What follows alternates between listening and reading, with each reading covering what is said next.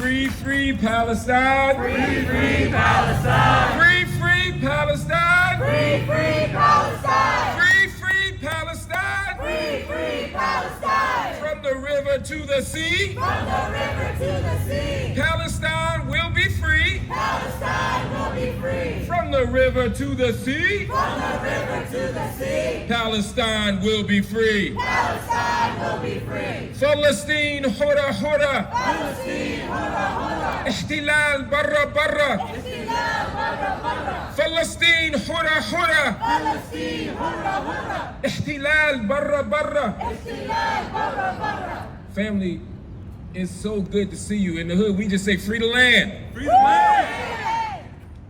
We are here today, all of you are here today, as a show of solidarity and resistance.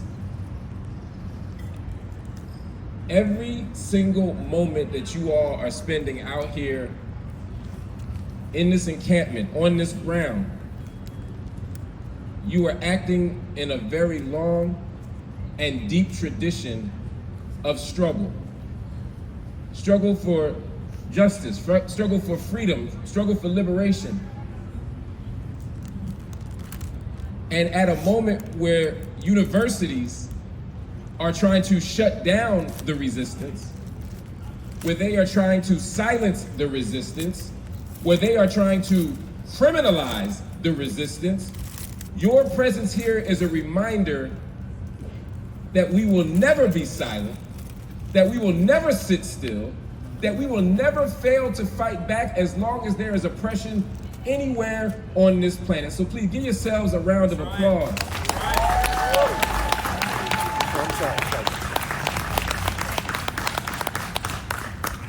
Now, people like, why are y'all worried about Palestine? Why are y'all worried about Gaza? We in Newark. There's enough stuff in Newark to be worried about. There's enough stuff in New Jersey to be worried about, for sure. There's enough stuff on this campus to be worried about. So why are you worried about Gaza? Well, the answer is quite clear. There is no separation between the forces of oppression that make our lives and our life chances and our prosperity limited in this state, in this city, in this country, and what's happening over there. For us to be free, Palestine must be free. It must be free.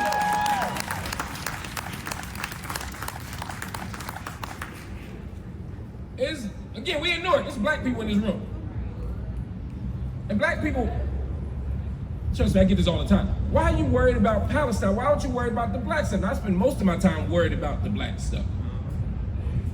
However, there is a long tradition of black struggle that is directly tied to the liberation struggles and the self-determination struggles of the Palestinian people. For hundreds of years, black folk have been committed. In fact, at every moment that black people have been on this planet, and certainly in this country, we have been fighting to leave it better than we found it. We have been fighting against a state that has demonized us, that has, again, criminalized us, that has incarcerated us, that has dehumanized us, that has rendered us illegible. And so black folk have always been looking for new freedom dreams. We've always been crafting new ways to imagine the world. We've always been trying to produce new possibilities for human liberation. And for a lot of the 1800s and 1900s, black folk were looking around the world for models of liberation. And one of the models, I'll be honest with you, was the Zionist movement. If you look to Marcus Garvey, if you even look to W.E.B. Du Bois, some of the giants of our freedom struggle, for a long time, they looked to the Zionist movement because they said, look, there is a model of liberation where there are oppressed people, and there's no doubt about it, Jewish people have been oppressed all around the globe. There has never been a space in human civilization where Jewish people have been and they have not been marginalized, where they have not been silenced, where they have not been subjected to hate and violence and pogroms and every other form of human violence and also dehumanization. That is an absolute fact. And so the idea that a people could organize around an identity and create a space of liberation for themselves was appealing to many people in our black liberation, in our black nationalist traditions and in the other black radical traditions. The problem was as we got closer to that struggle, as we paid more attention to what was happening across the world, we realized that our Jewish brothers who were catching hell in Europe jumped out of the burning buildings of Europe and landed squarely on the backs of our Palestinian friends. And we had to understand that our moral competence is high enough that we can hold space to fight anti-Semitism, to protect our Jewish brothers and sisters, while simultaneously refusing to accept the creation of a settler colonial genocidal ethno-state as the solution to injustice. It can't hold. And so over time, the Black radical tradition became more and more clear, as the world did, that we needed a different option. So by the time you get to the 30s and the 40s and the 50s, things are starting to shift. Now, a big part of that is Islam.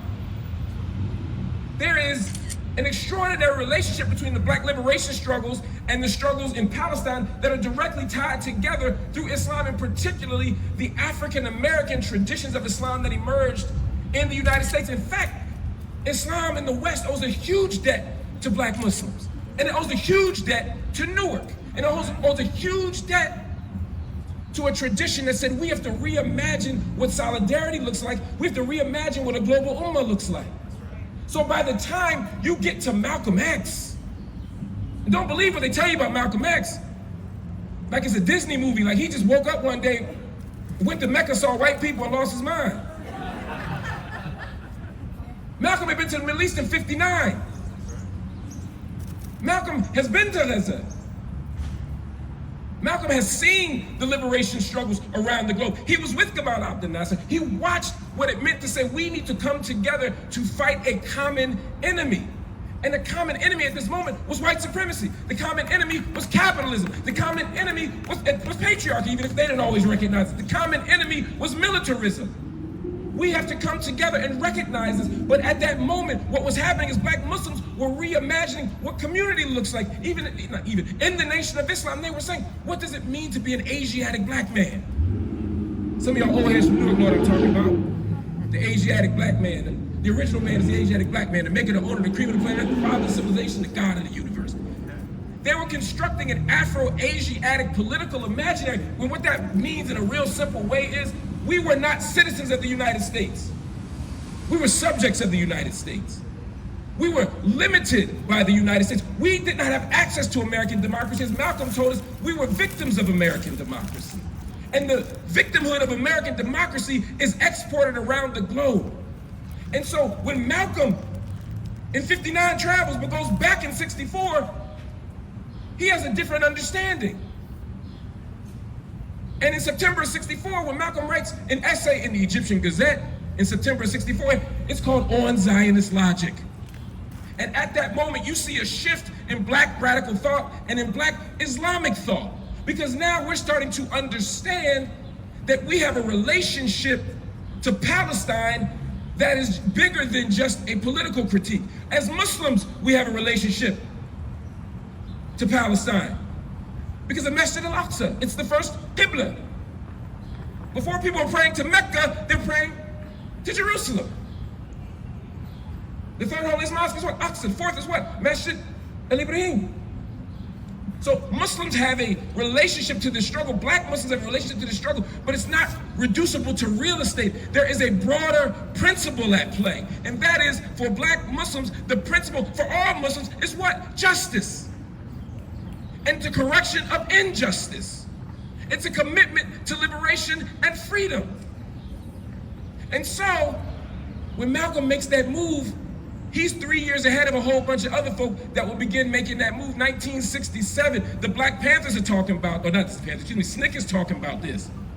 In the summer of '67, the Student Nonviolent Coordinating Committee, which is an essential organization in the Black radical tradition, don't let them tell you Dr. Martin Luther King was the only one out there.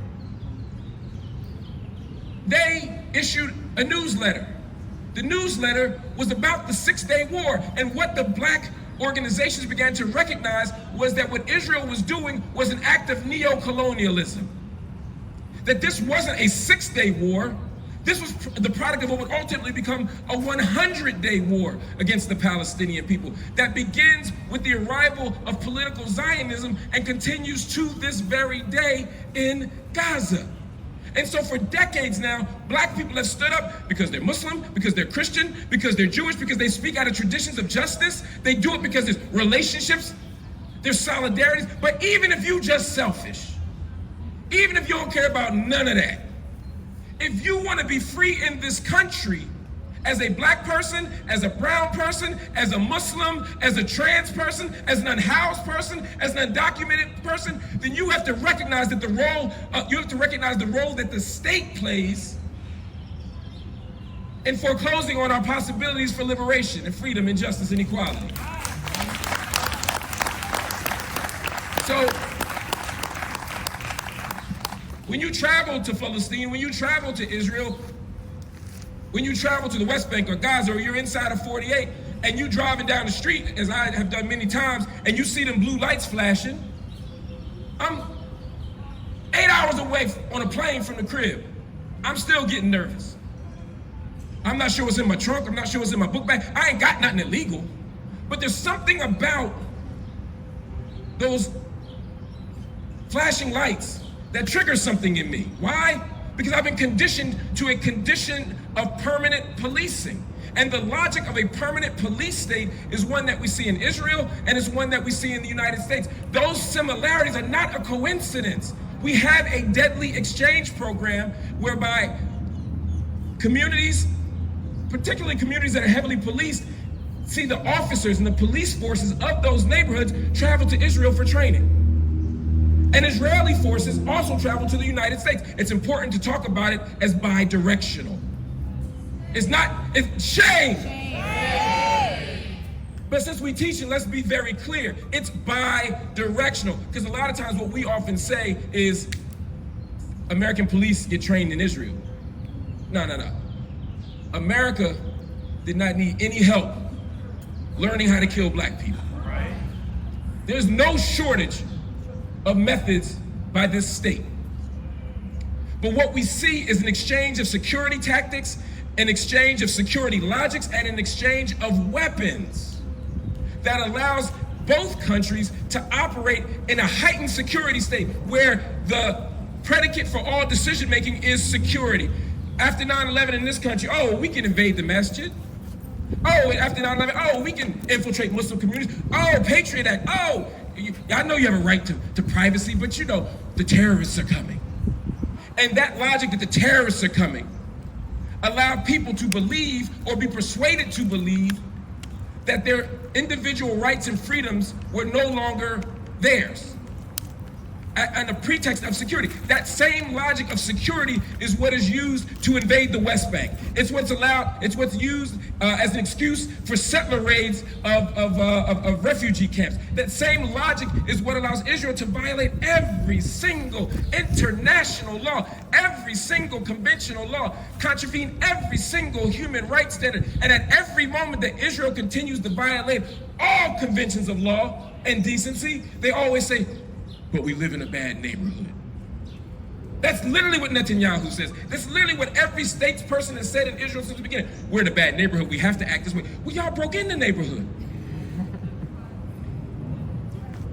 You created conditions that can be repaired. But how?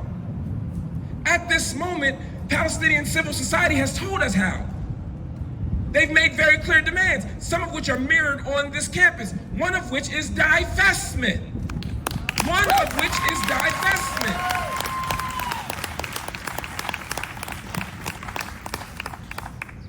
They're always mad that y'all gonna do something violent. They're always mad y'all gonna break something. They're always mad y'all gonna hurt somebody. I'm talking about all you crazy activists. Black people go through this too.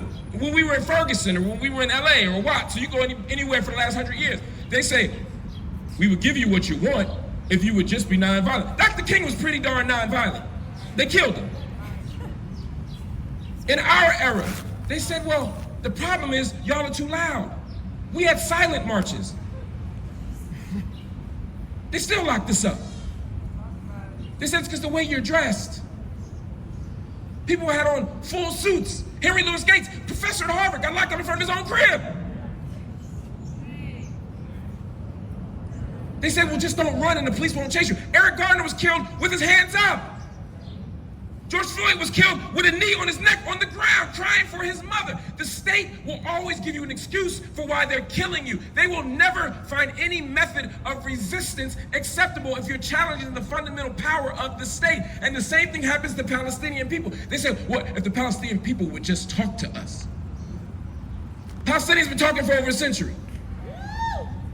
They say, well, if they would just be peaceful. There was the Great March of Return happened at the undeclared border of Israel, and Israeli snipers stood from hundreds of feet away, sniping down innocent, unarmed Palestinians like animals. 200? Almost 200. So let's not pretend that we are oppressed because we don't behave properly. Let's not pretend that we are being marginalized or genocided or subjected to apartheid or racial inequality or any of these other forces of injustice because we don't have the right comportment.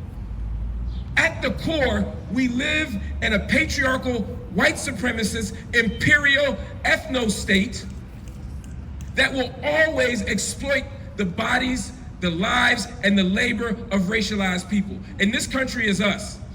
In Israel is the Palestinian people. And so fundamentally what we need to do is not be nicer. It's not to be warmer and fuzzier. It's not to make better songs. It's not to dance better dubke.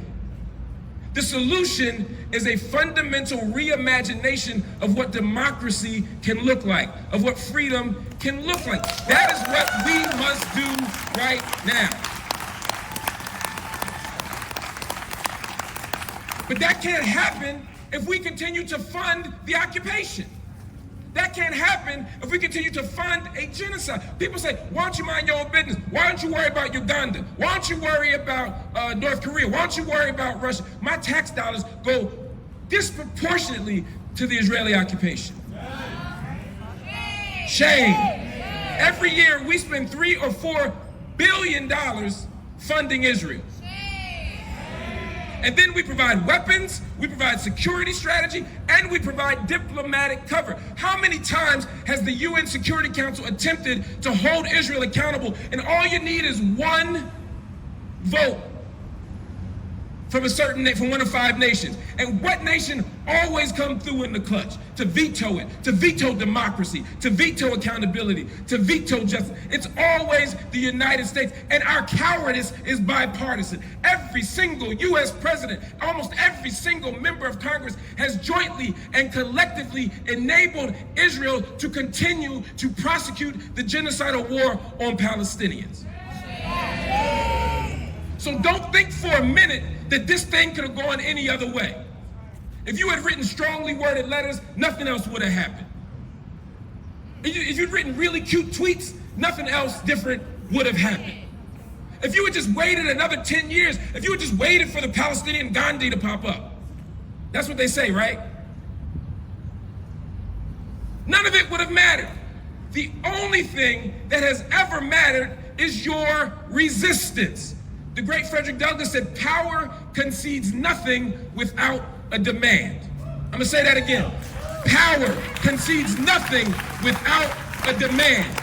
And right now, the demand is cease fire now. Cease fire now. Cease fire now. Cease fire now. And we don't want a temporary ceasefire where Israel can reload its weapons, where they can still target Gaza for a ground invasion, where they can continue to use starvation and dehydration as a weapon, all of it illegal. No, we must demand in the ballot box, on the streets, and in the university that our administrators, that our politicians, and that every other person who has a stake in this thing divests from Israel right now. Everybody. Now listen, before I go, I just want to say this. The university will try to scare you. If this continues, you're all going to be gone. Then they're gonna send people to make your life difficult. But you gotta hold on. You must continue to demonstrate what Palestinians have demonstrated for over 100 years, and that is sumud, steadfastness. A belief not in the inevitability of victory, because if we do nothing, we will not be victorious in our collective struggle. But a belief that despite the odds, despite the obstacles, despite the forces of power, if we come together, we can win. Yes. But victory doesn't come in a day. Victory doesn't come in a day. Republicans lost Roe v. Wade decades ago, and we laughed at them every year when they was trying to vote to end abortion. And we stopped laughing when they won. We stopped laughing when affirmative action was shot down. They never stopped playing the long game. We must never stop playing the long game. Right now, we make demands. Right now, we sit in. Right now, we have encampments. But the semester's going to end. Time is going to keep going, and we can't stop being committed to this cause and other causes around the world that are righteous. We must continue to organize. And when the university comes, they then going to try and let you off the hook because you're tired. All right, y'all, we'll give you a concession. We'll give you a protest area. At least 5 universities this week have been given a protest area. If the school is giving you a protest area and they're happy that you're at the protest area and they can point and say, look at them all cute over there protesting, then you have not done the job of resistance. Our job is to make institutions uncomfortable. Our job is to challenge power.